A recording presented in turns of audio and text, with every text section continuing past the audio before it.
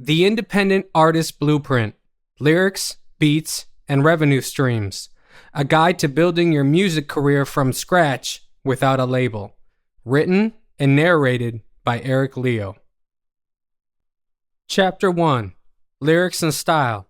Becoming an Artist. Introduction. Welcome to the Music Manifesto. This is how to become a music artist. This guide is a companion to my book, Can and Will Do.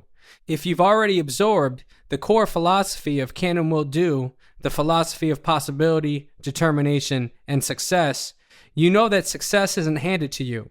It's built through intentional practice, creating experimentation, and smart business choices. This bonus guide picks up where the book left off, giving you real-world steps I've used over the years of writing, recording, and releasing music. You'll discover how to craft unforgettable lyrics, pick beats that inspire both you and your fans, structure your releases to maximize impact, and set up revenue streams that actually pay the bills.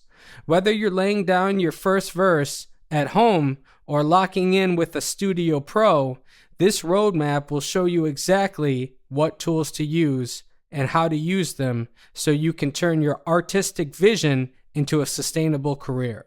What do I know, right? Well, I released my first album under my old moniker, Apollo, in 2010. I've been releasing a track monthly, now weekly, since August 2021 as Eric Leo 108. With a $700 setup and a $300 monthly budget, I've released over 200 tracks, gained 225,000 monthly listeners on Spotify at my peak so far, and licensed and released music with the biggest names like Snoop Dogg, Lil Wayne, Gucci Mane, DMX, Exhibit, and many more. In the Can and Will Do book, I more or less try to discourage the reader from becoming an artist, but in this outline, I will encourage it. A lot of overcoming in life is knowing what to do. This will change the can for you with efficient and tested strategies to make the will easier to serve and achieve your goal. You don't need to wait to be discovered. No one is coming to save you, so save yourself. Don't wait for permission. If you've got something to say, say it. Put it on wax. Publish it. Promote it. Perfection is the enemy of progress. Done is better than perfect. Make the best music you can right now and keep leveling up. That's how you win, by doing. You get the suck out. You test, fail, and reapply until you're successful. Becoming a music artist. To recap, in the Can and Will Do book, I taught you how to write lyrics by working it backwards. You start with the word or phrase you want to rhyme with. Then you find another word that rhymes and create a sentence that relates. You should understand how to write bars, which will start by understanding how to count bars. The industry standard is at least a 3-syllable rhyme at the end of the bar, if not at least 2, with inner rhymes and other lyrical intricacies like alliteration. As far as rappers go, usually young artists cut their teeth on lyrics by biting the style of their favorite artists. Eminem did it to Nas, I do it to Eminem, Immortal Technique, and KRS-One. You basically obtain your style by trying to sound like your top 3 rappers or the ones you want to sound like.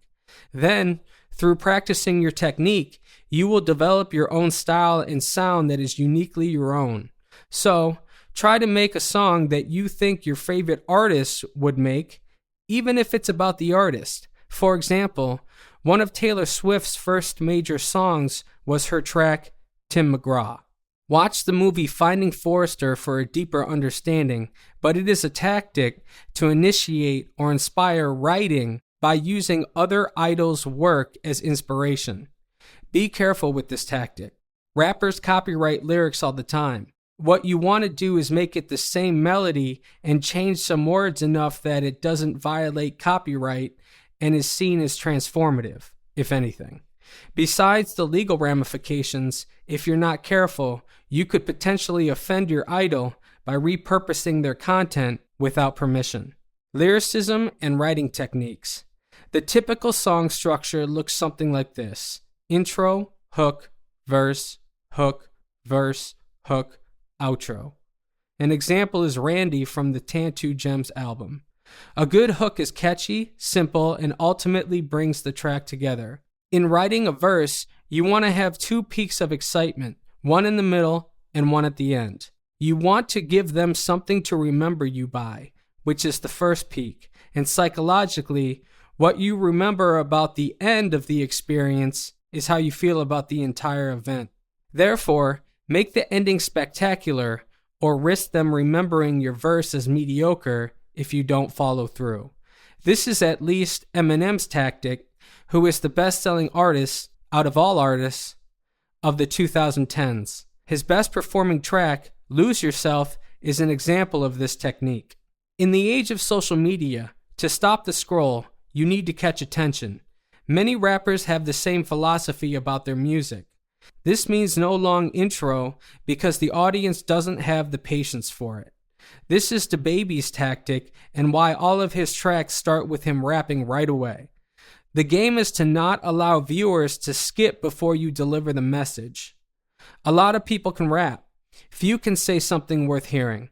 Your bars should move the listener, politically, spiritually, or emotionally. Your lyrics should spark thought or action. I entertain and tell the truth and make you laugh about it. I have a degree, make music, and defend my assertions in books, which is why people listen. The song lyrics are just the surface level that will pull you into the deeper world of my artistry, which is founded in science, evidence, reason, history, and philosophy, and is enunciated in books and blog posts.